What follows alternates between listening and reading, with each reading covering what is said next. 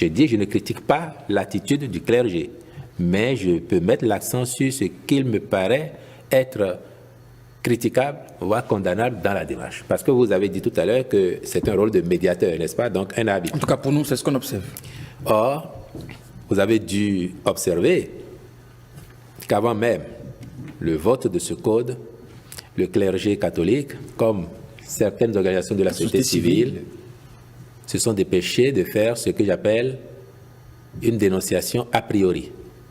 Ils avaient une certaine crainte par rapport à une disposition qui, d'après leur compréhension de ce moment-là, aurait été de nature à empêcher certains partis, même représentés à l'Assemblée nationale aujourd'hui, d'avoir leur candidat pour la présidentielle de 2026. Depuis, chacun a pu voir que le code qui a été voté n'a pas cette vocation. On n'a pas entendu le clergé revenir pour dire on s'était trompé, bon, ou bien on a voulu juste alerter pour que ça n'aille pas dans ce sens-là. On n'a pas vu ça. J'ai dit, il y a eu une déclaration a priori. Ensuite, une fois que le code a été voté, ceux qui étaient minoritaires à l'Assemblée nationale, dont certains des amendements ont été pris en compte dans ce code, mais qui n'ont pas trouvé satisfaction sur certains autres aspects du code, se sont dépêchés d'aller se plaindre au clergé, n'est-ce pas? Entre autres. Vous avez suivi, comme nous tous.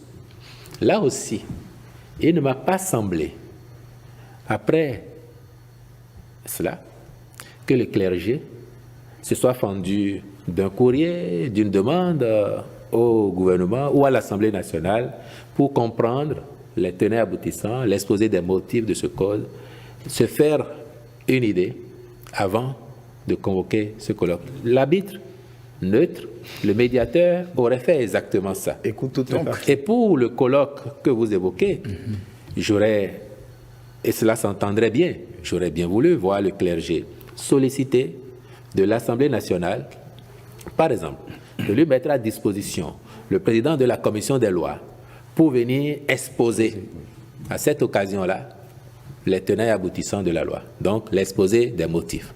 Et après, que les députés de toute obédience viennent faire débat. Ce n'est pas, je ne dis pas qu'ils n'ont pas invité l'Assemblée, mais je dis inviter pour que ça soit présenté par les gens qui devraient le faire.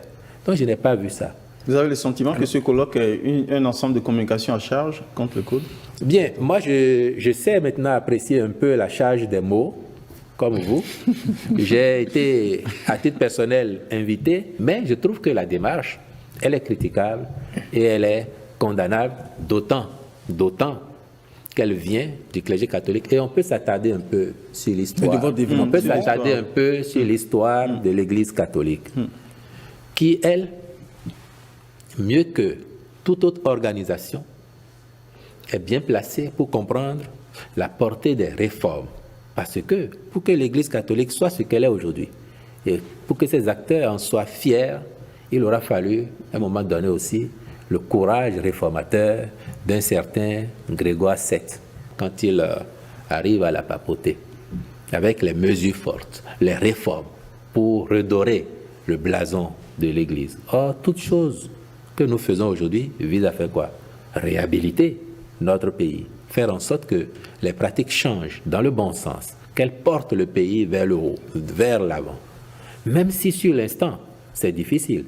Et les cléricaux peuvent revisiter l'histoire de l'Église, se rendront compte que quand les réformes se faisaient sous Grégoire VII aussi, c'était pas facile à vivre.